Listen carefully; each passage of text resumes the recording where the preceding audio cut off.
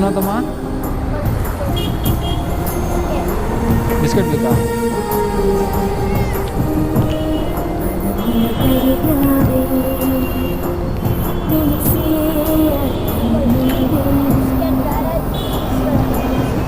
Chips ಬೇಕಾ?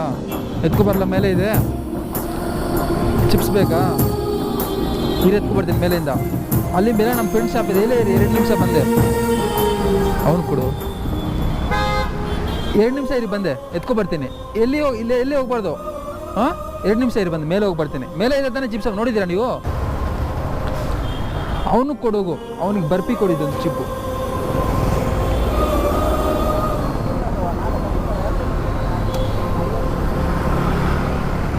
ಬಾಯ್.